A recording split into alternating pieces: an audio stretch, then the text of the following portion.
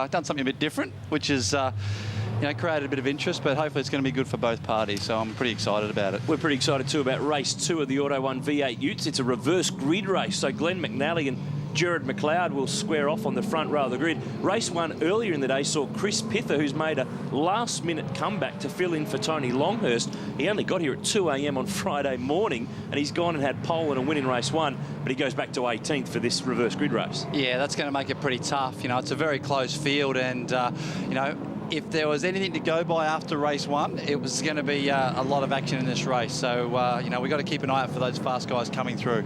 That's always the key, and it's a 4-race format for the Utes this weekend, so they can't afford to make a meal of it. Now, these are some highlights from race 1. Gary Baxter fighting with Jesse Dixon, but watch this. Baxter nearly gets Nathan Pretty, and neither of them get turn 1 right.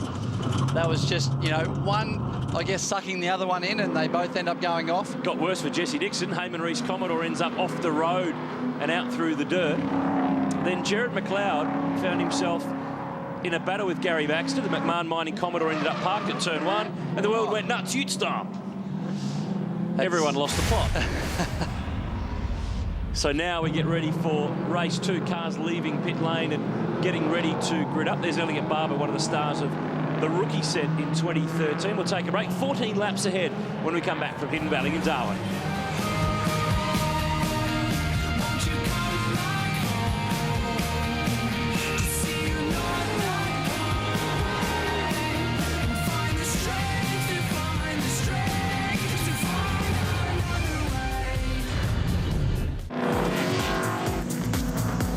We've let them loose. The Utes are on track at Hidden Valley in Darwin on their warm-up lap for race 2 in the Auto 1 V8 Ute Series, protected by Armour All. And thank goodness Armour All protect them, because with 31 of these cars on the road, they need some protection, Stephen Johnson, because reverse grid racing. And this man, Chris Walton, the Renko Falcon, has a bit of payback for this race, does he not? Yes, he does. I was actually standing for race 1 on the hill watching, and Chris come out side by side. The Auto 1, I think car it was. Out of Marjoram? Yeah, yep. Marjoram, and I think they were fighting against the same bit of road, and Chris ended up coming off second bench, which is unusual for him. He normally does end up doing some enforcing of his own. Now, Jesse Dixon, we saw in those highlights before the break, the Heyman Reese Commodore spent a bit too much time off the road in the last race, so he'll start down the back in the 88 Commodore. So we've got a lot of in-car cameras covered, and Andrew Fisher will carry the Newline in-car in the Jesus Falcon. He's a record holder in the Utes, but it's a record that he doesn't really want.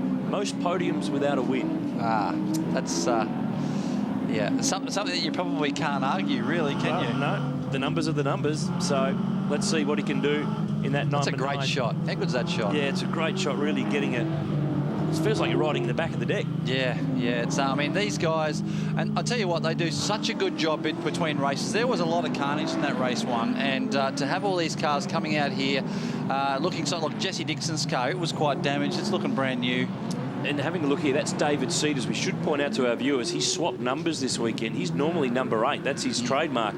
He swapped to number 7, and that's in memory of Rodney Crick, the 5-time Australian Super Truck champ who passed away recently. In the Cedars family, heavily involved in truck racing over the times, and great friends as well. And in the Utes, remember, you have to have a nickname, and he's running under Captain Kangaroo because that was Rodney's nickname, and he was a star of truck racing and will be sadly missed. So the Ute Racing lining up for this second race of 4 for the weekend. Glenn McNally, former Rookie of the Year going back a couple of years, starts on the front row. Jared McLeod, the son of the former touring car, in fact, Bathurst race winner Peter McLeod, teamed up with Peter Brock. There is the David Cedars number 7 car that I mentioned, and of course, part of the reverse grid. He goes back in the order after finishing runner-up to Chris Pither in race 1 earlier on the day. It's the only category where you get a reward for doing well and getting sent backwards. It is, and as you alluded earlier, drawing it out of a hat to see how many actually get reversed, and 18 of them got reversed. And it's the race 1 winner himself, so in this case Chris Pither, who does the draw, so he's the guy that everyone blames.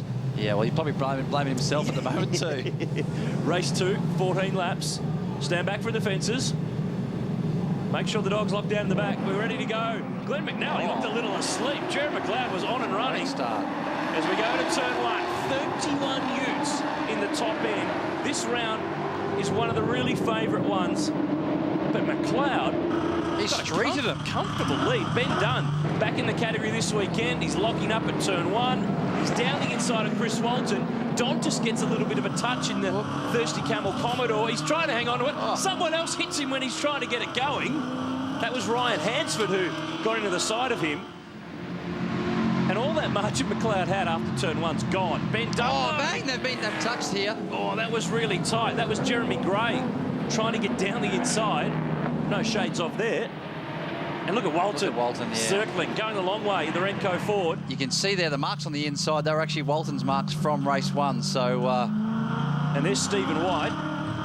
Dunlop Super Dealer Commodore with, that's part of the Erebus. Oh, this is odd. Oh, look, there's Chris Walton.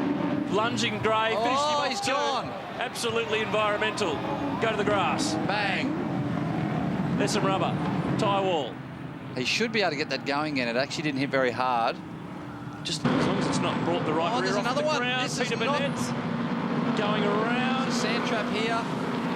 He should be able to get out of there if he doesn't juice it up too hard and spin the rear wheels and bog in, because it's not very deep. I mean, you can just see there. I mean, he didn't go off overly fast. He's right next to the wall there. It's a very close part of the racetrack there, the end of the wall. 1 lap down, and it's on. Jared McLeod leads. Look at the damage to Ben Dunn's car. Look at the right rear.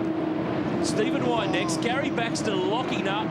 Glenn McNally in front has gone from pole to 5th place. It must be the heat. It's getting to everybody. I think they're all pretty desperate. Oh, he did bog it. He did. There's definitely going to be a safety car here. He gassed it up too hard, and Peter Burnett has dug in the number 4 Falcon. We're on lap 2 of 14. Playing for keeps. I don't think we'll have anybody left for tomorrow. Safety car called. And Chris Walton just realised. Yeah. So that slows things down and allows everybody to take a breath. I think we needed to after that crazy. Look at this, though. Everyone's arguing side by side. Who's... no, it's mine. No, it's mine. This was what started things. Walton on Gray, who had it sideways, but then the tap on the front finished him off. Light contact with the tyre bundle. But Peter Burnett ended up in the sand a couple of corners on, so that's why we're under safety car at Hidden Valley. Jared McLeod leads the way. More race 2 when we come back in just this moment.